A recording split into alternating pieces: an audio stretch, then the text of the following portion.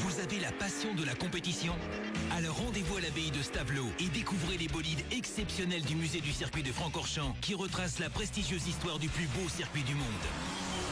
L'abbaye de Stavelot vous attend aussi avec ses 3 musées et ses expos. L'abbaye de Stavelot, c'est la destination plaisir. Prépare ton avenir à l'Institut Saint-Joseph de Trois-Ponts. Sciences, vente, technicien de bureau, éducation, gestion, aide-soignant, aide familiale, restaurateur, traiteur, maintenance PC et réseau informatique, 3e polyvalente, alternance. Viens découvrir toutes nos options.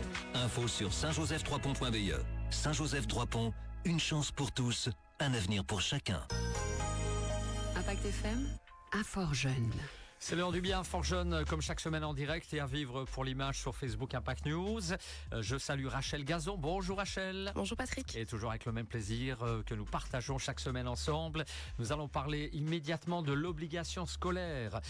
C'est la rentrée évidemment. Aujourd'hui, nous allons parler de ce sujet qui touche toutes les familles chez nous en Belgique. Cette obligation scolaire. Et pourriez-vous nous rappeler bien sûr en quoi consiste exactement cette obligation scolaire chez nous et à partir de quel âge elle s'applique finalement?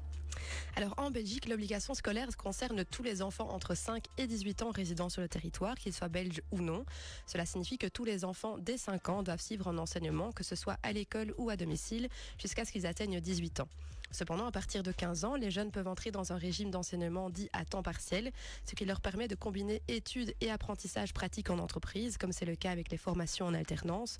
L'objectif est donc d'assurer que chaque enfant ait accès à une éducation de base qui lui permette de s'intégrer pleinement dans la société. Certainement. Alors, l'obligation scolaire impose-t-elle que l'enfant soit scolarisé dans une école ou alors existe-t-il des alternatives pour les parents qui souhaiteraient suivre d'autres modèles éducatifs? Alors, l'obligation scolaire en Belgique n'impose pas nécessairement la fréquentation d'une école traditionnelle.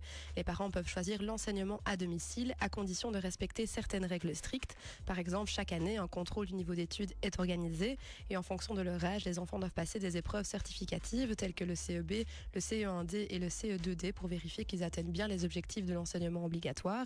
Il y a donc une certaine flexibilité, mais avec un cadre rigide pour garantir que tous les enfants aient une éducation adéquate. Rachel, qu'est-ce qui se passe si un mineur n'est pas inscrit dans une école ou alors si l'enseignement à domicile n'est pas correctement déclaré? Alors si un mineur n'est pas inscrit dans une école ou si l'enseignement à domicile n'est pas correctement déclaré, les services du gouvernement envoient un avertissement aux parents ou aux responsables légaux du jeune. Si cette situation persiste, le cas est porté devant le procureur du roi. Les parents peuvent alors être confrontés à des amendes, des peines d'emprisonnement ou des mesures judiciaires peuvent être prises. Pour le jeune, cela peut entraîner une orientation vers des services d'aide ou des mesures de protection de la jeunesse si nécessaire. Et cependant, les autorités privilégient toujours le dialogue et la recherche de solutions avant d'en arriver là. L'objectif reste de remettre l'enfant dans un parcours éducatif plutôt que de punir les familles. Et alors, qu'en est-il des absences injustifiées à l'école, justement? Alors, lorsqu'un élève accumule 9 demi-journées d'absence injustifiées, le chef d'établissement doit signaler l'élève au service du gouvernement en charge du contrôle de l'obligation scolaire.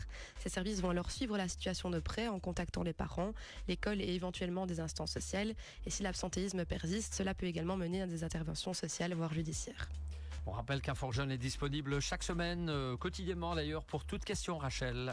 Oui, donc comme chaque semaine, je rappelle notre horaire de permanence. Alors jusqu'au 31 août, notre centre est ouvert du mardi au vendredi de 13h à 16h30 et après on reprendra notre horaire habituel. Donc il est possible de venir sur place sans rendez-vous ou alors de nous contacter par téléphone au 080 33 93 20, par mail sur malmedy@inforjeune.be et évidemment sur les réseaux sociaux comme Facebook et Instagram. Voilà pour les détails pratiques. Merci de nous avoir présenté ce nouveau bulletin, l'obligation scolaire. Rachel, on se retrouve la semaine prochaine, même heure? Oui, même heure. Allez, merci Rachel. Dans un instant, les infos de 8h.